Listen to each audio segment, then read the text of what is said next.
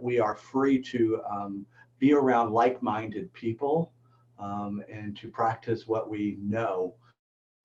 One of the things that kind of links me and Uma together is a belief, a spiritualist belief in evidential mediumship. I find that very few people understand the term evidential mediumship. For me, it's twofold.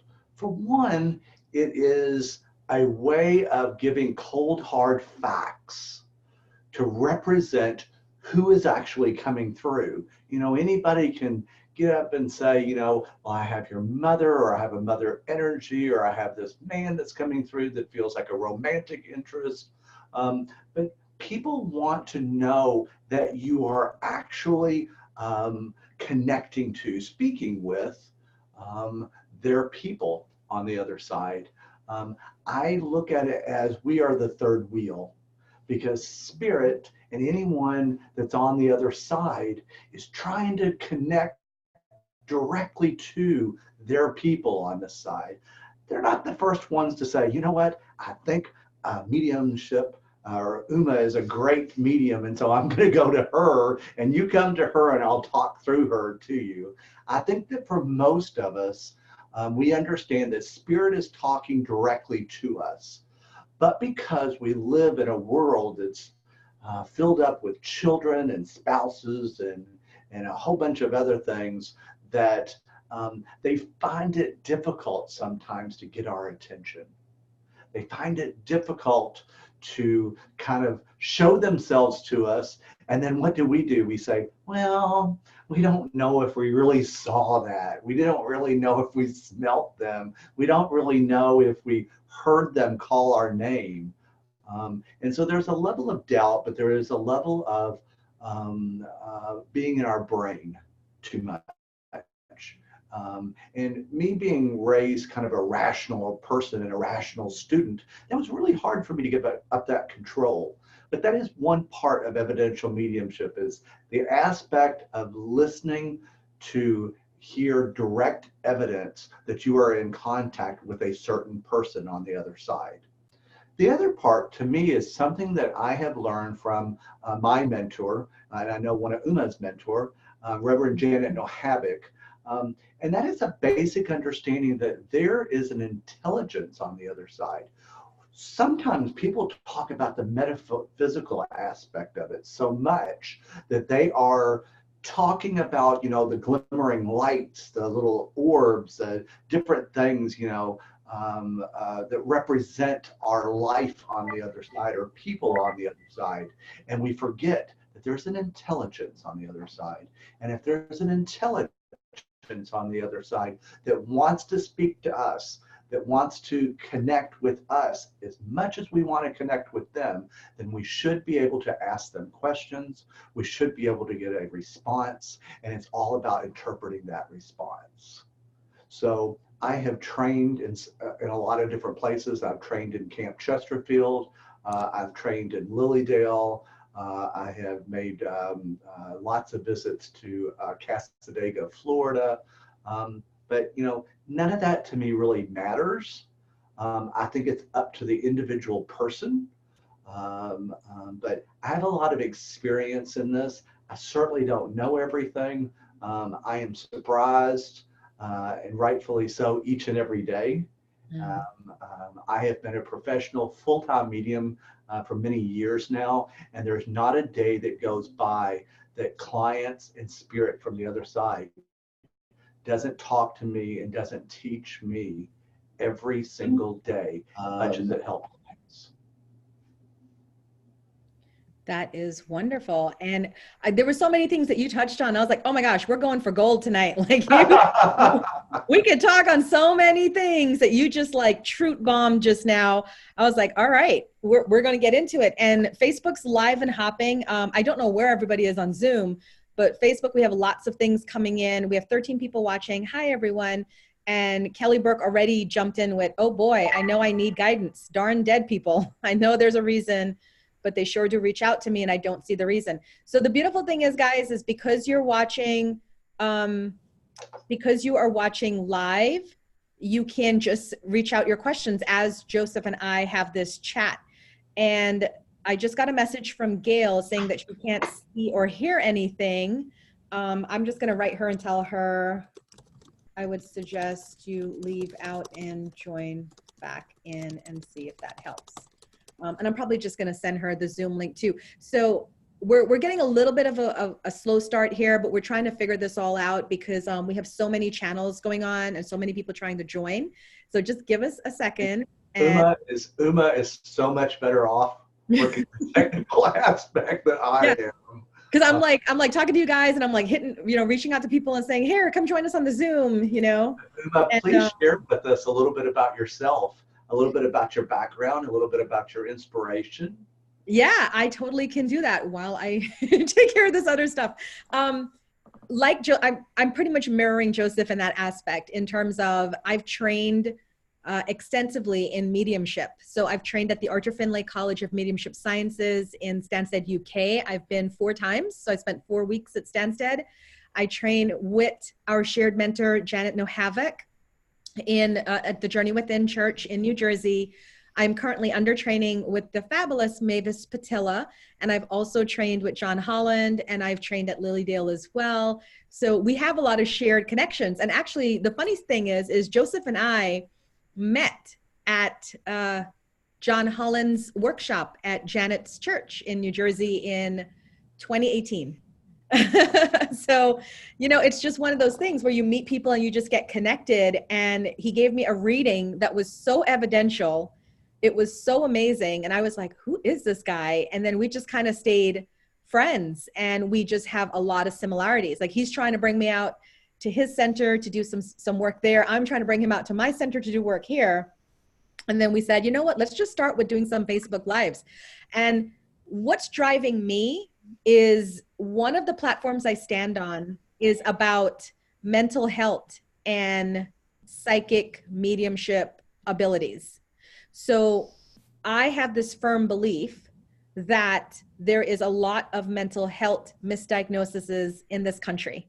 And that in fact, we have a lot of people that are like me and Joseph, psychics or mediums, and we need to speak out about it. Because when I was 19, I was misdiagnosed as bipolar. I'm clearly not bipolar, but I can see how our abilities can test for somebody to exhibit as bipolar or anxious or sad or all the other things, right? So what I've been doing is a lot of education to let people know like what this is really like and what my journey has been to help them too in figuring out what this looks like for them as well. So that's one of the reasons why I wanted to do this with Joseph. So when he was like, let's do this together, I said, of course, absolutely. So let's jump right in, Joseph. I'm handling all the technical issues on the back end, inviting people just to the Zoom because I think that's working out better. You're rocking.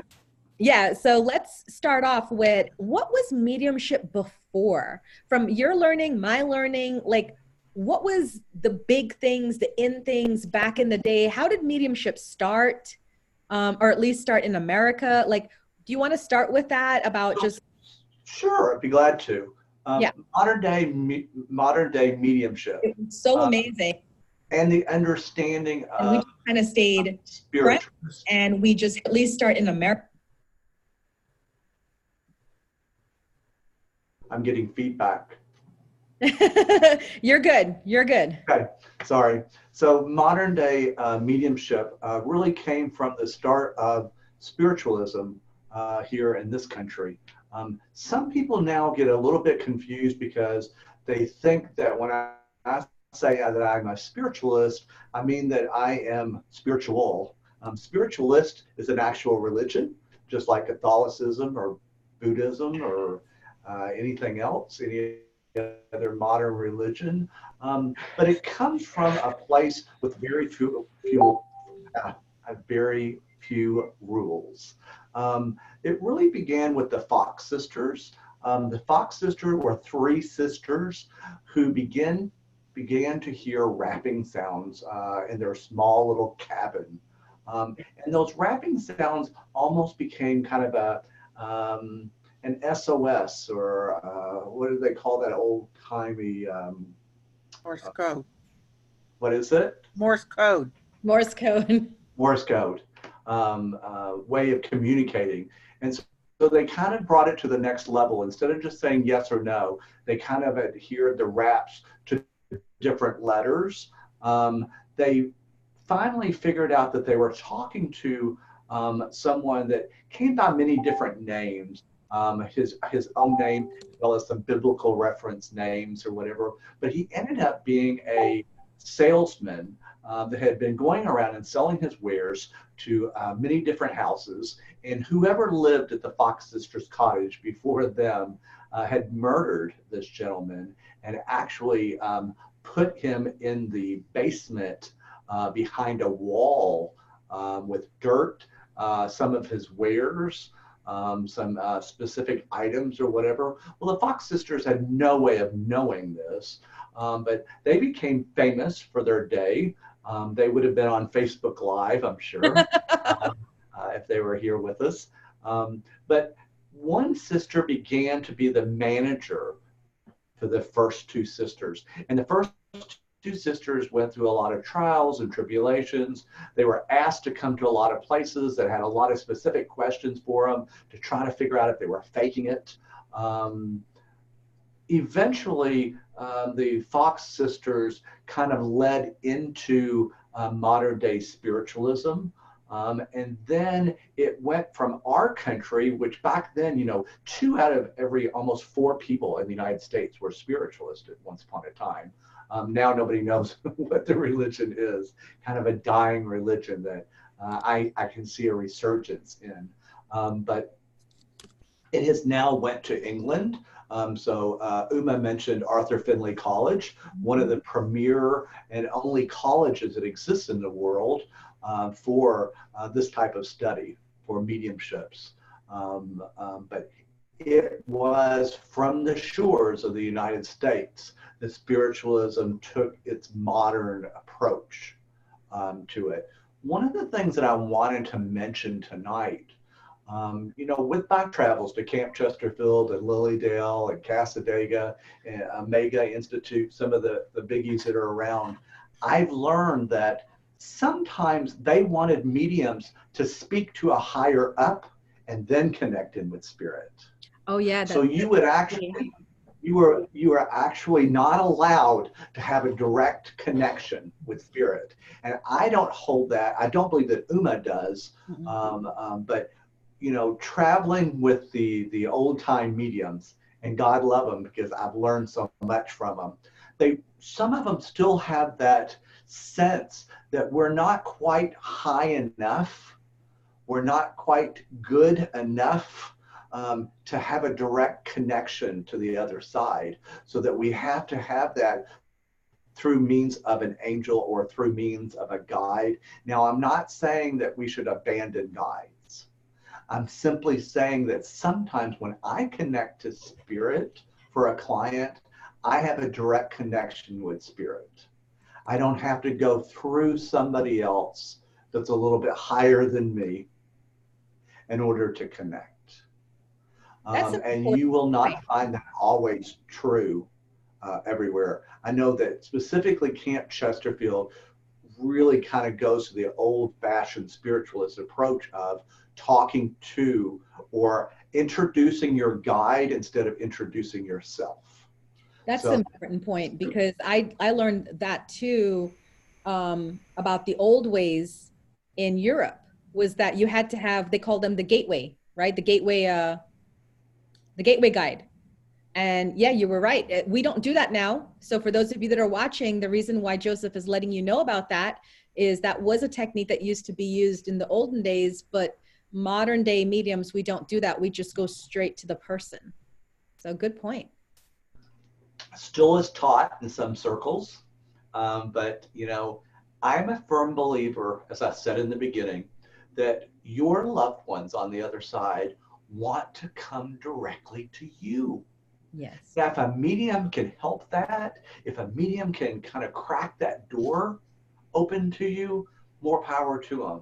But I don't believe that any medium has a special power. Agreed. I don't believe that a medium can call out and take somebody from the other side and make them hear. I believe that I've known some of the best mediums, and what they have to offer is a sensitivity to the people that are already around you.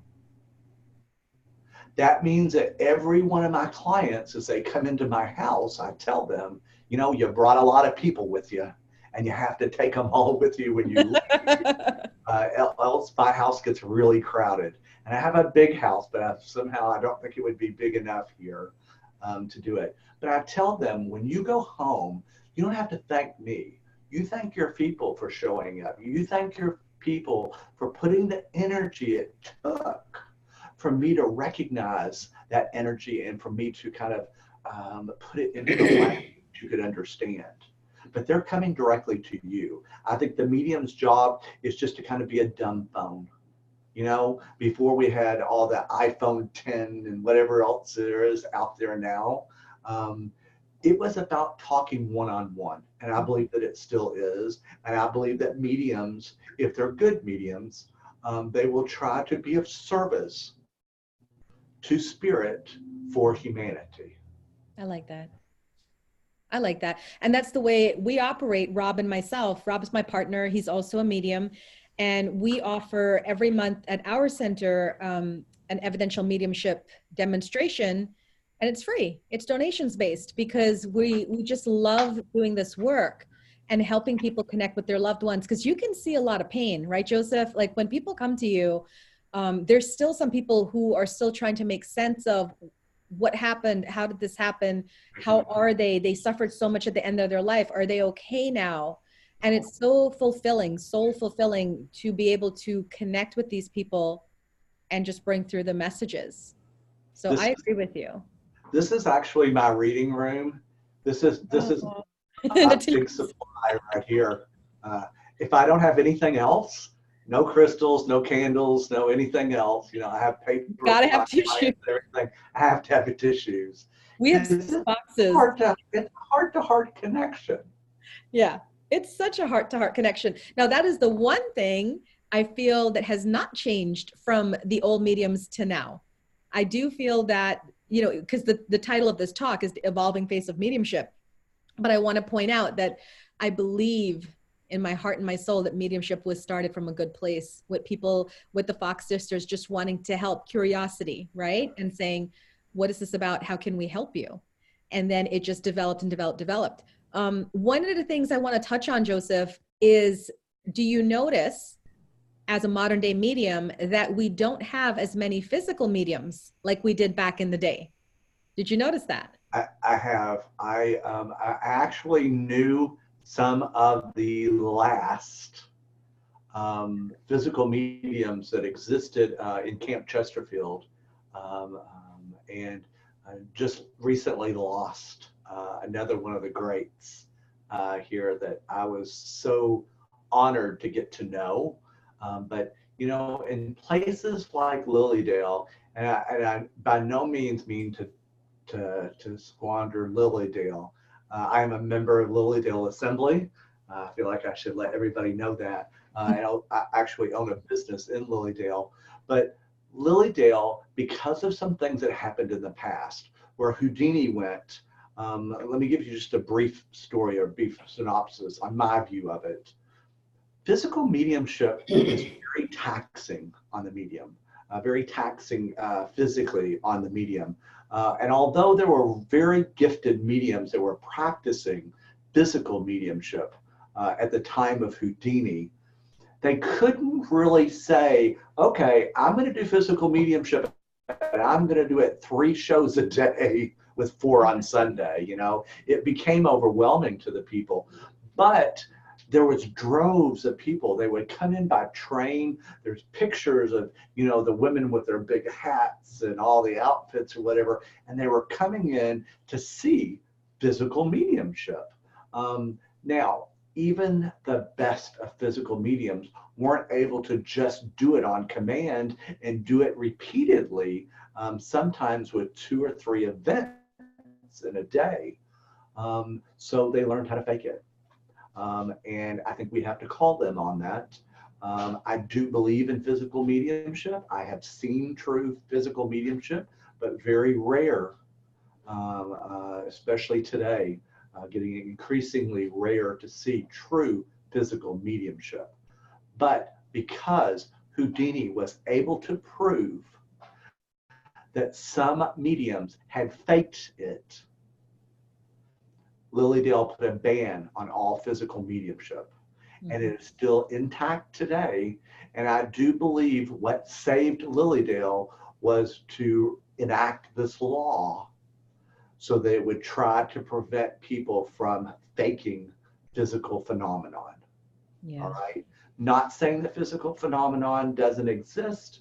What I'm saying is at that time, it protected Lily Dale and let Lily Dale go on as a center of healing, as a center of faith, and as a center of mediumship. So there was a reason for it.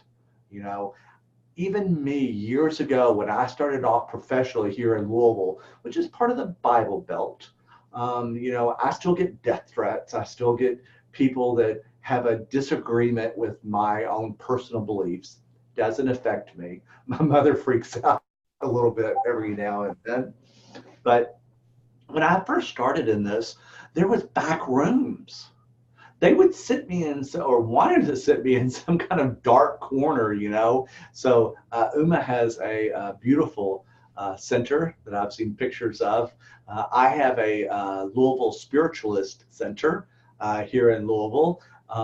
But it's all about being bright, airy, reverend, spiritual, healing, connecting, bright, colorful, you know. But we think about like that old gypsy woman, you know, by the crystal ball telling you what your fate's going to be, or just going to some type of psychic fair or mediumship that was like in back rooms, like in the back of a bookstore. I know that Janet tells stories of her starting off and just kind of renting space in the back of somebody's metaphysical bookstore, you know, that she would be sitting back there in the dark.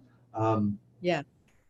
It's just not like that anymore. I believe that us as children of the faith, as believers, as mediums, we have kind of brought that into the light, where the light that shines through us has kind of illuminated our way and illuminated our way for others. And I think that's totally different than it was just 10, 15, 20 years ago. Yes. There's definitely more publicity about what we do. We can thank people like John Holland, John Edwards, Teresa, the Long Island medium, as you know, whether, and this is what I tell people, because people will be like, oh, do you think they're real? Do you think they're fake? And I was like, it doesn't matter what I feel or what I think. What I love is that they're bringing popularity and more of a platform to what we do. And it allows us to come out of that back room and, you know, and hide our head in shame and whatnot. You know, I don't know if you know about this, Joseph, but for a lot of people who want to, and this is in a way answering your question, Kelly, and I'm going to go to Facebook chat, Joseph, because there's a lot of chats going on over there. So we'll answer some questions just now. But in Virginia, in certain counties, it is very hard to open a psychic tarot mediumship business. And there was a case just recently where a man was trying to open up his, you know, his little shop, his metaphysical shop or whatnot. And because of what he was offering, the tarot readings and all that stuff, he was shot down. So then, is it the ACLA? I forgot the term, but the people with people's rights, you know, they came in on his behalf and they fought that because they said this is against freedom of speech. And, you know, just because it is not in alignment with your beliefs doesn't mean anything. Like, he has a right to work. Well, so now he won it. And I think that's huge for people like us who might be wanting to go the legit route and get business licenses and start like a business and all of that. And if you know, I don't know about you, but 10 years ago when I started, I had to kind of put on there, oh, I offer meditation and yoga and spiritual development life coaching classes. Now I can say, we do tarot, we do psychic, we do Reiki, but back then it was even 10 years ago. You just had to kind of be careful about what you're saying on there because you might not get your business license, you know? It's absolutely true. And you know, we mentioned Reverend Janet Nohavec earlier, and in her book, our first book, Through the Darkness, she kind of talks about, you know, she's a former Catholic nun. I used to say an old Catholic nun, and then I realized she's probably like only 12 years older than me. I can't express it anymore. Wait till Janet hears you. You know, but one of the things that I was always inspired through is her first book is called Through the Darkness, and her name is Janet Nohavec. And, you know, she talks about her time as a Catholic nun, but what really inspired me was when she talked about after that, wanting to start her own church, wanting to start, you know, basically her own business, how difficult it was for her, not just as a woman, but with that faith, with that, you know, believing in spiritualism, people didn't want her to set up shop, you know. And if you've ever got the opportunity to go and visit her church, I think it's spectacular. I think it's amazing. I think the feeling that you get, but she is so rooted into everything in that church, community wise, doing the readings, doing everything. I mean, if you walked in and she was down there scrubbing the toilet, you know, I would think nothing of it, because I know Janet does everything and does everything well. But I think it was so difficult for her. She talks about all the different points that went against her and people that spoke up against her when they knew nothing about her, they knew nothing about her religion, and they didn't want her to start a church. Mm-hmm. You know, and it wasn't in a place, you know, that I think was really closed off to it. You know, where I come from, and you know, I mean, you'll have to speak to that, but sometimes they're kind of closed off to things that are a little bit outside of their realm, outside of their understanding. I don't really think she lived in a closed off space, but I think it was very difficult for her as a woman and her as a spiritualist to talk about all those different things that, you know, she'd have to go and try to find insurance when nobody would insure the church. Just simple little things like that become stumbling blocks. To me, this is why it's so important we talk about this stuff, because there's a lot of people that don't know what we go through on a regular basis. And it's part of the makeup of being a medium. You know, we get a lot of backlash. I've done talks in the community where I start talking about this, and I've had, the minute I start my talk, I've had people get up and leave because it's about this kind of stuff. And, you know, this is not what, you know, because I've been to business meetings and I'm always trying to business card for branch the, like the, what you call it, the layperson with the spiritual group. Like I'm trying to branch the two and bring them together. So I always put myself in the line of fire by trying to go to these business meetings and BNIs and whatever else and be accepted as a speaker. And then Uma wants to talk about spirituality, and Uma wants to talk about the mediumship and psychic skills that we all have. And then the next thing you know, you have people walking out as you're talking, not even like a, I'm sorry and nothing, just walking out. But we do it, right? Because we do it because we need to do it, because the truth is that the majority of people walking around are either naturally psychic, or they're, as Mavis would say, they're born mediums, right? And they're not doing so well in this world. So this is why it's so important that we all keep doing the bit that we can do. I have a couple, yeah, go ahead. And then I'm going to share some stuff. One of the big secrets is, you know, I have read for priests, I have read for nuns, and that to me shows that there is a level of understanding, or there's a level of faith. When those people come to me, I don't prejudge. Of course, nobody has ever showed up wearing a nun's outfit or a priest outfit. They usually tell me after the reading, but I'm always curious, because I say, you know, why is it that in your faith that you chose to go this route, that you chose to come through? And they said, I had to make sure they were okay. You know, I think it's okay for us to ask questions. I think it's okay. I think it's our right to know our loved ones are safe. Our loved ones are with the Creator. Our loved ones are on the other side. You know, part of what, and Lilydale is the oldest and largest spiritualist community in the whole world. And part of why it was founded was by free thinkers And free thinkers came from Protestants, they came from Methodists, they came from Catholics, they came from a lot of different faiths. And they said, we just want to be able to be around like-minded people to explore questions. Yeah. And I think that that's what we continue to do today, is to explore questions.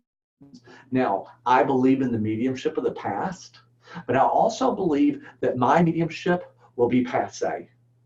At some point, they're going to get to a level of, I hope, an understanding that says Joseph was right on this, this, and this, but he didn't understand this part. I think it's evolving. I think it's changing, and I think that that's great. Yeah.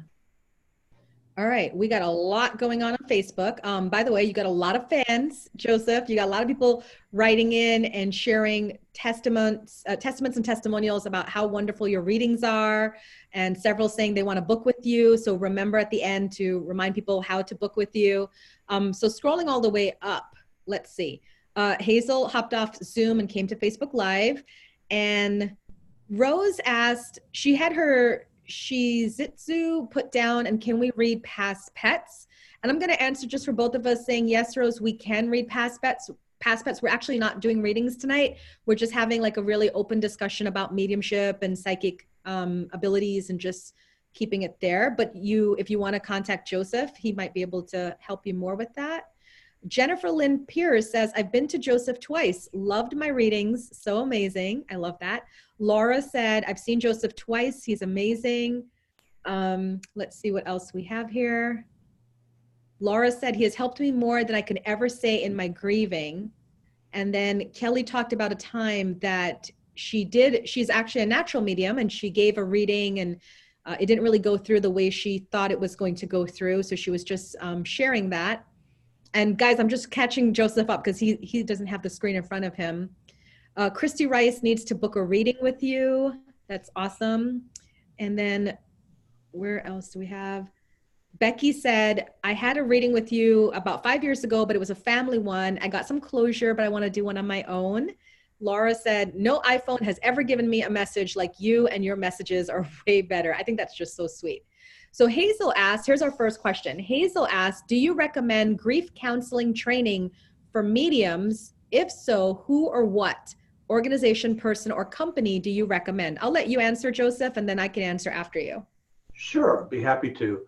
So yes, I definitely, when I got into this, I am a self-proclaimed medium, and kind of brought me to the forefront and was doing readings professionally before I'd ever taken a class on it. Now, that being said, I don't advise that. There are classes out there that will help you with every aspect of it. Now, when I train other mediums, just let me say that I don't believe that I can train you to have a connection to the other side. That's it. I don't believe that I can. But I can help you understand the other side. I can help you deal with people, because you are going to be the spokesperson for the other side, but you're going to be living with real life people with real life issues and heartache right in front of you. And you have to be able to concern whether this person is having a mental issue that may be beyond your control through mediumship. This person may be needing help or grief counseling. Now, let me say that I know that I have tons of clients that have came to me and said, this is better than any grief counseling that they received, okay? I get that. I'm appreciative of it. Thank you, Spirit. Thank you, God. But I also have really good friends that have clients that will tell me, yes, seeing you helps me tremendously, but in between times, I need professional help. Grief takes as long as it takes. I love them to death, but any friend, any family member that tells you this is how long it's going to take, don't know what they're talking about, because it takes as long as it takes. It has nothing to do with how much you love the person or how much you cared about the person. It just takes as long as it takes. when death comes, and I don't really believe in death, but when the physical body ceases to exist, it almost feels like there's a slamming of a door in our face. You know, like that relationship is just suddenly over. That's all she wrote, that we're done. That's how it feels. That's not reality. So whoever can help you to understand that that's not reality, whether that's a counselor, whether that's a medium, a combination, but I always say go and get some type of grief counseling. Camp Chesterfield has really great classes, and part of what they teach is you have a whole class on understanding signs of grief counselor or understanding signs of mental illness and different things that you have to turn them on to something else other than yourself. And so I would say definitely there's classes in Lilydale during the summer. There's classes all year round at Camp Chesterfield. And you can start to get a list of people that you can tell people, you know, when you're not coming to see me, you might want to check into this person. Yeah. I'm gonna agree with you on all of that. And my own addition to this is that I do have psychology training from college and psychology training from other courses I've taken. But my truth is that empathy cannot be taught. Another one. And with empathy, you have to have this understanding of where people are. And to me, one of the greatest things about mediums that are successful is their ability to hold space. So no matter what that other person's going through, they can just hold that space wonderfully. And that in of itself is healing. Now, on the other hand, to answer your question, Hazel, from my perspective about grief counseling, you know, I don't ever like to tell people, when I train people, I don't ever like to tell them what you need to do or don't do. What I say is do what feels right to you. Because there might be somebody who is just really a naturally caring, compassionate person who's really good at holding space, and they don't feel the need to get grief counseling. For that person, I would say, awesome, but here's what you do. You need to get referrals in your community to refer people to for grief counseling. And then there's others who say, I want to handle it all. I kind of want to be like a one-stop shop. So I will also get grief counseling to add to my business as well. So I don't have personally, just Joseph, for Hazel, do you have any personal recommendations of organizations or companies? I think you mentioned Camp Chesterfield and Lilydale, right? Yes. Yeah, I don't personally have any recommendations for you. Amy said, I've sat on Joseph's couch and I appreciate everything that was shared in that room. Kelly asks, can we talk a little about the transition between discovering you have mediumship powers to translating them to the public? And then she wrote under, I think I'm missing the mentor step. That's it. And I agree with you 1,000%, Kelly.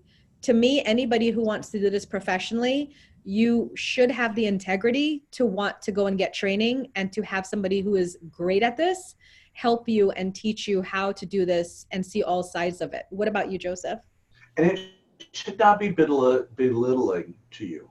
You know, you find someone that you can really understand, that you really appreciate, that for me is that Janet No Havoc. Well, I have several people around me that really kind of inspire me in that. But I would watch the terminology, just for a personal thing, of saying mediumship powers. I think we have a mediumship connection. I think we have a connection to spirit. I don't believe in having the active power.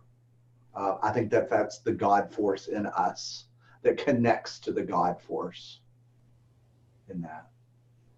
Awesome. So there was a request for our mentors' names, and for me, it's Janet No Havoc of the Journey Within Church in New Jersey, and John Holland, of course, and of course, I'm currently being mentored by Mavis Patilla, so she's just amazing, and I also love all three excellent. Yeah, and I love Colin Bates. He's another one of my mentors that I just absolutely adore. One of the excellent ones. Yeah. You know, there are tons of stuff. There's tons of books, tons of audio. You know, I have in the last couple of years got to understand or know a little bit more about these mediums that we just mentioned, and John Holland in particular. And I was cleaning out part of our cellar here, our attic space here rather. And I came across all these old John Holland things, right? Um, they are so happy to have classes to personally help people. I mentor people all the time, every day. Some of my students, we do one-on-one sessions, but mentoring is really, really important. I offer it because I didn't have it. You know, Right.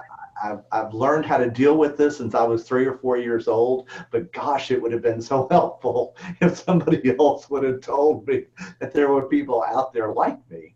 You know, the first time that I walked into the gates of Lilydale, I knew I was back home.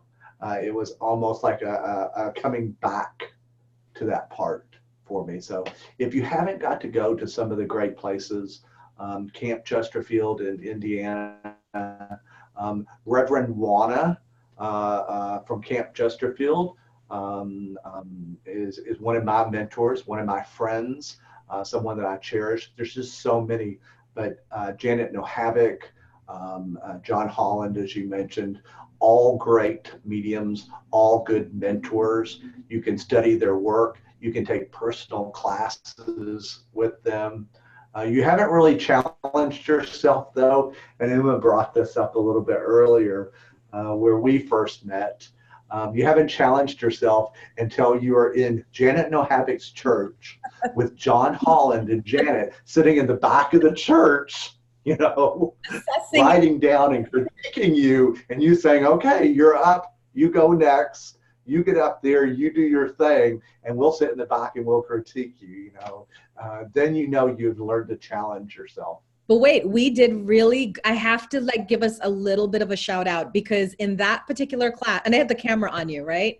Yes. In that particular class, Joseph brought through Janet's mom, and I brought through John Holland's mom. So I think we did okay in that class. I think we can give ourselves a little bit of credit for that. And we both got I don't know about you, but I had been taught by Camp Chesterfield in different places never ever to read for your mentor. Well, So it wasn't until I got up there, I did not realize that it was going to Janet. And then I was just like, do I have to do this? that's how I felt too when John's like, that's my mom. I'm like, no, it's not. You know. Anybody else, not you, John, not you. That was hilarious. But okay, so I have some more things here. Let's see. There was a really great, Lesha Nelly said, I shared that couch once with Joseph. He has no clue how much what he did means to me. The messages given were so needed for so many years. I like reading these to you because I think it's just so amazing. When people get readings, we really change lives in terms of just bringing that clarity and that peace and that just sanctity of, wow, this is so much more than what I thought it was going to be. So I'm loving reading these for you. Hazel agrees with us. Oh my gosh, Janet's church is so awesome. Beautiful energy in there. Hazel asks, what type of insurance do you recommend to protect yourself? So there are a couple of different forums, and it just depends on what your practices are. You know, certainly if you are doing some type of one-on-one massage, healing energies or whatever, you really have to look into some type of insurance that's going to protect you. There are unscrupulous people out there. You know, one of the things that I learned basically from Camp Chesterfield was when you're doing healing works of how to place your hands, of not being the only person in the room, different things that we kind of take for granted. Now, as most of you all know, I do readings in my house. For most of you all, that should be a no-no. Most practitioners are women, and not that women cannot protect themselves, this is not what I'm saying, but I have an assistant that's with me all the time. Camp Chesterfield can teach you certain things like have 2 doors to your reading room, you know, one door that you can go out of or come in that's not between you and the client. Now, I'm not talking about most clients, understand me, but if you're going to go into this work, you don't know who you're going to deal with on a case by case basis. You know, I tell every one of my assistants, and I've had some wonderful assistants. One just left me, was having dinner with me tonight, but I tell each one as they come up to the door, you have no idea what their life story is. I have sat down with a woman that I've never met before, and within seconds of closing my eyes and getting into the reading, I realized that her son has shot himself. He's talking to me on the other side, and that it may have only been 2 months or 3 months. I always explain to that person that I don't know how I would be in that situation, but I hoped that I would have enough strength to get myself out of bed. And I always applaud them for doing just that. Mm-hmm. That's amazing. Okay. Amigdia asks, what is a good exercise to start developing your gift? I really like, Janet Nohavik has an exercise that I don't remember exactly what she calls it, but she she talks through a meditation where all of your family members on the other side are sitting at a long table. I just did it for my group the other night. And I think that's a wonderful exercise to be more familiar with, more connected in with your abilities, but with your people on the other side. You know, when you're reading for somebody else, it takes it to a whole new different level. But get comfortable with your own people first. Yeah, that's a really good answer. And also to Amigdia, I would also mention about sitting in the power. You know, that's a really good way to start connecting just physically and on a spiritual level with spirit, just so that you can get comfortable with them and they can get comfortable with you. Because before I came to the mediumship, I've been a medium since I was a child, but the actual communication part of mediumship for me didn't really kick in until about like 10 years ago. And when I came to this field, I came as an avid meditator. So I would sit quietly with spirit for many years before I started this. And one of the things I notice about mediumship is you really have to have a quiet mind to be able to have these thought drops come in, or these little, very tiny nudges, right? These spiritual nudges that will let you know what. You're not getting that big booming voice on No. the outside. I think that's what everybody's looking for, though, right? Everybody's looking for that big booming voice that's going to be like, yes, it's me, and just tell them what I'm telling you. Oh, and that's the funny thing too, because yeah, Joseph is right about that. It's when I'm training my mediums, and they're always like, I don't feel anything, I don't see anything, I don't hear anything. And I said, yes, you do. You do on a daily basis. You just take it for granted. And because it's very, very small and very, very, you know, very close to the level of what your daily life is, you don't recognize it. But you have to start getting quiet in here. You know, I don't know if you do this, Joseph, but one of the things I do when I do mentorship is I screen people. And I pretty much tell people that you need to have a calm, you have to have a calm mind and peaceful emotions. Because if we're going to do this work, you are going to get triggered just on an emotional, spiritual, mental level. And you need to be, now I'm not saying like you can't control all of life. Life is always happening, right? Like life, I'm going through something right now. Joseph's going through something right now. But you have to be able that when you're sitting for these sessions, that you can turn all of that off. And you can just be in this bubble and be able to present and to serve from this place of quietude. Does that make sense? I believe that spirit can help you with that. Yeah. You know, if you can find yourself in that space, even if I'm having, you know, I've had back surgery in the past, different things where I'm feeling like this is not going to be a good day for me. This is really hurting me. This is really bothering me. When I start my mediumship and when I am one-on-one with one person or with a group of people, they kind of take away all of that from me.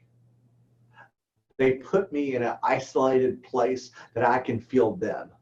that I'm not worried about my own earthly problems, physical or otherwise. Is that what you find also?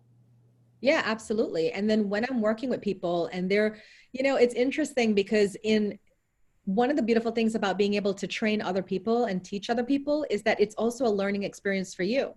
And when I notice, because I'm watching people, right, as they're sitting, they're going into trance or they're doing their stuff, and I'm watching, and I can see the people that are like really deep in it and they have that connection with spirit, right? Because I'm a clairvoyant. But then I see the people that are struggling, and every single time without fail, those people that are struggling, they'll come out and say, well, I couldn't really connect in because this person was talking over here and I heard that person and there was a car outside.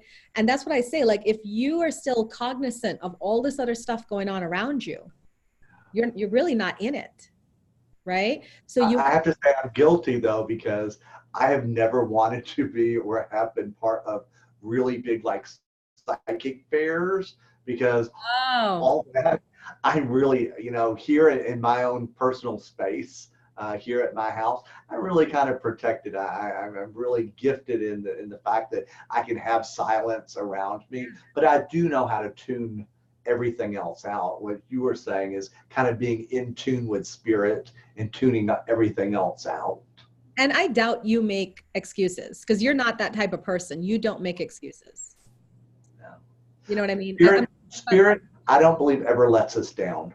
As long as we put forth the effort, Yeah. never been let down. I've been pushed out on the stage in front of 100, 200, 300 people before. And I'm like, I could sit there and think, oh my gosh, what's going to happen? Am I going to do this? But I go out there and I say, I am going to be a representative for everybody else that's on the other side that can't be here to talk directly to you. I'll be that representative. I'll be that face. Yeah.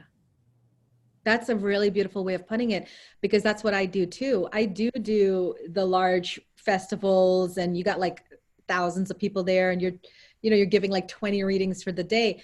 But what I keep thinking is exactly what you just said is I'm here to serve and I'm here to do what needs to be done to bring healing and to bring peace. Right. So I got to take myself out of it because like usually when I do like I just did 2 over the weekend on the 18th and 19th, I did Columbia and I did Fairfax, and they're large events. And most times I don't eat pretty much for the whole day.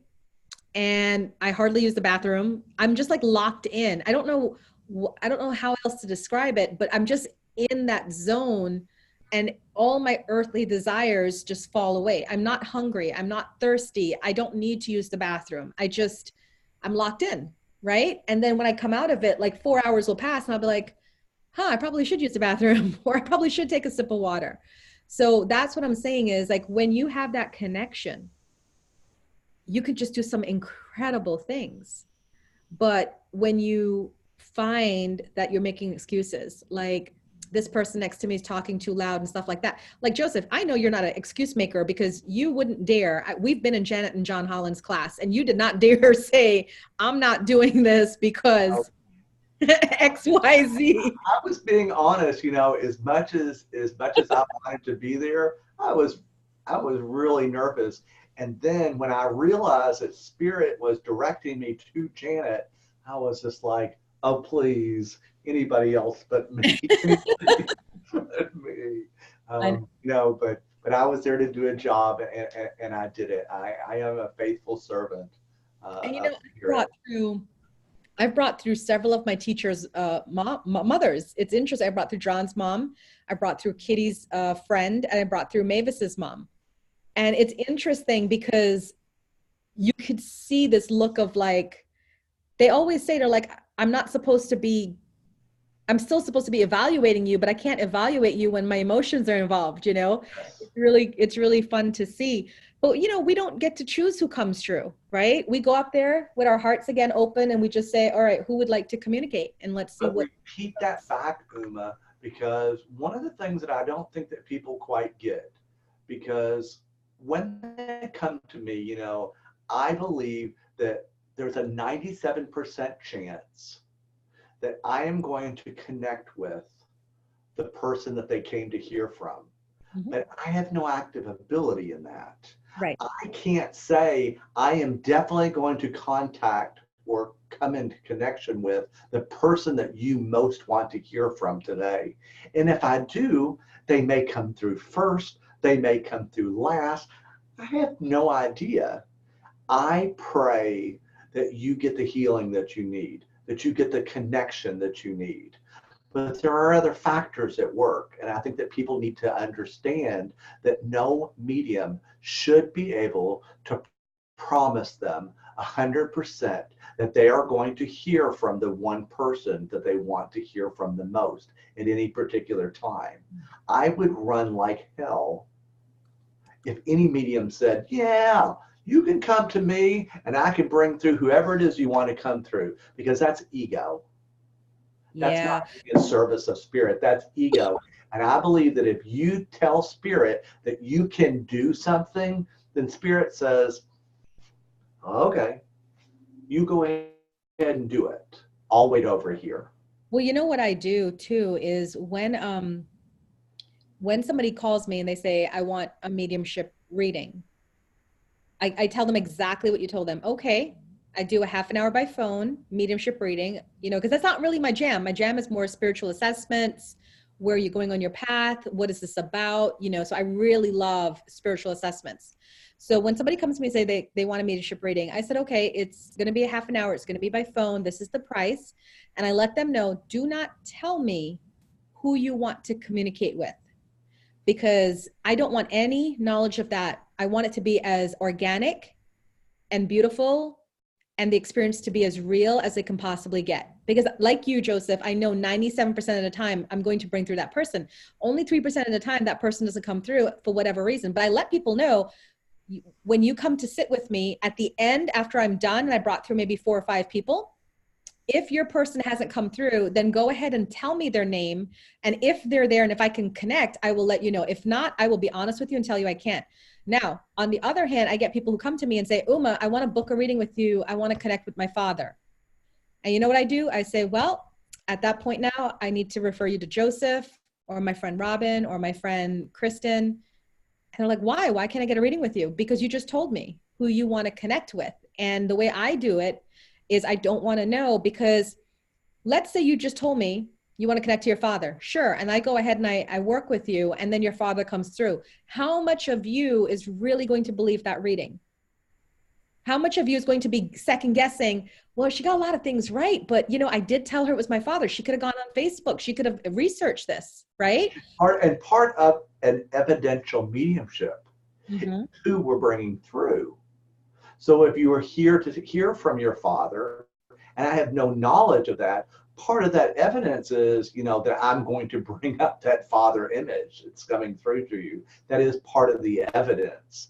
I also think that it will taint the information for the medium themselves. As much as we don't want it to, as soon as somebody, and I try to like prevent people, they'll go to tell me, I'm like, shh, don't say that. Don't tell me who.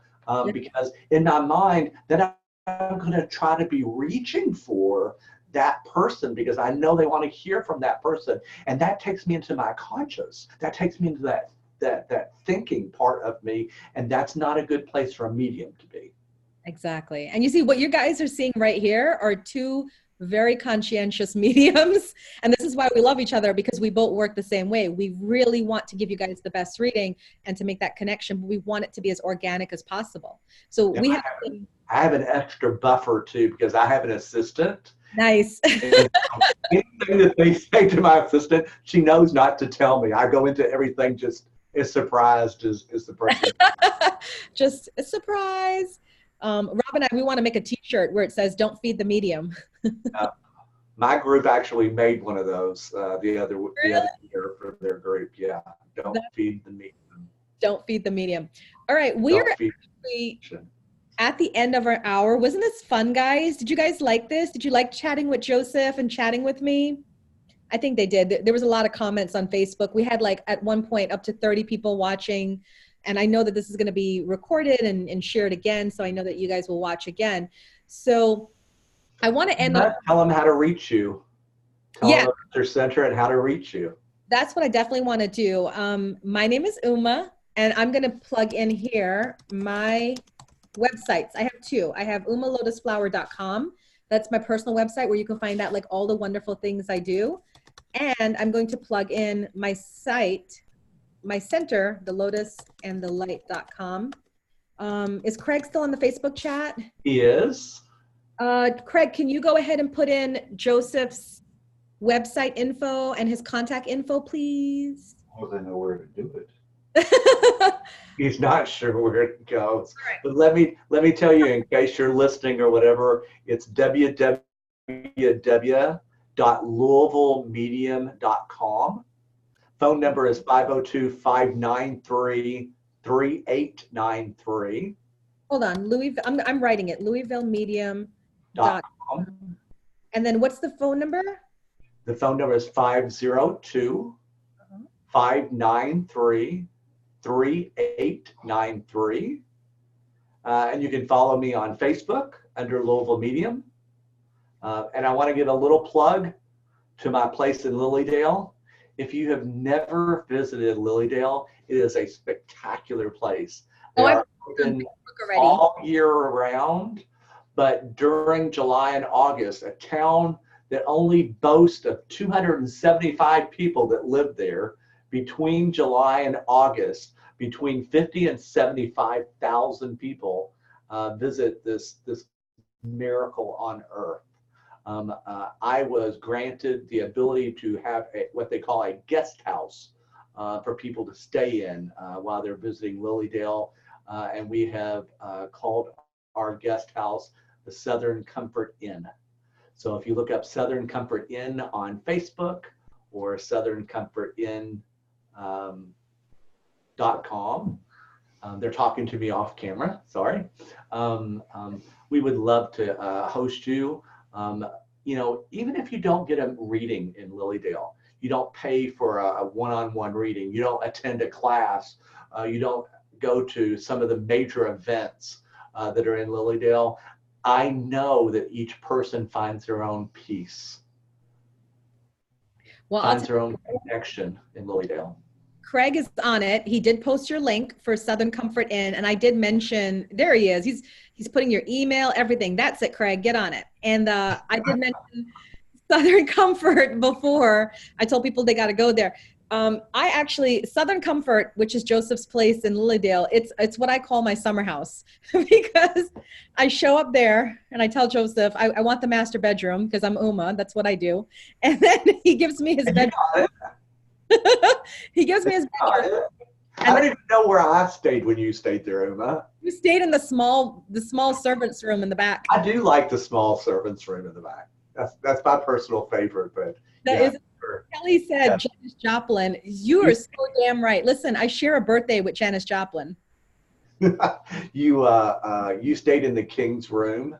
We call it the blue room. It has a king size bed. I said, Uma, are you going to be okay in that great big bed by yourself? Well, I won't tell you exactly what she said, but she said she was quite comfortable in a bed.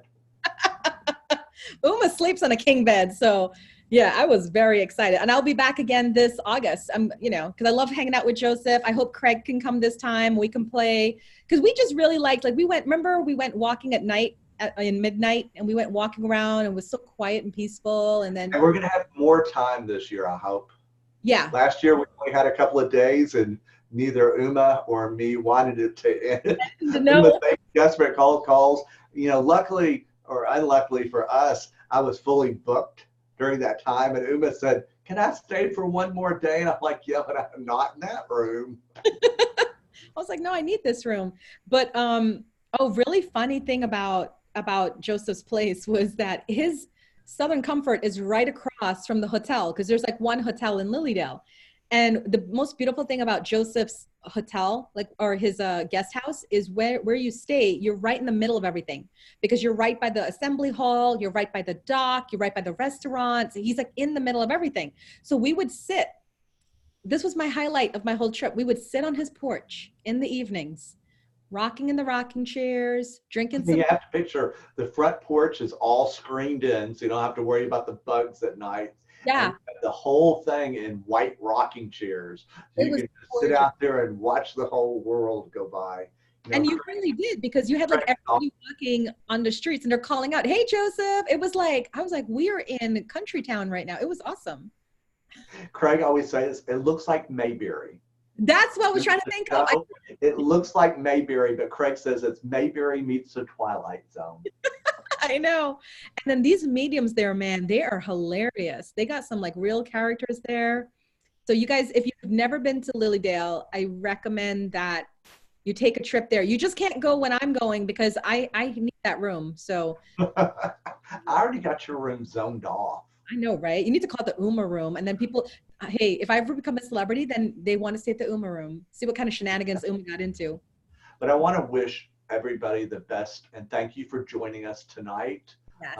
Please get in contact with Uma, who has a wonderful center. Get some spiritual advice. Yes. Get some training. Find a mentor. We would be happy to have you here at a little medium, or in Lilydale. But we look forward to working together, and hope we will have new topics to share with you all. This was just a beginning conversation.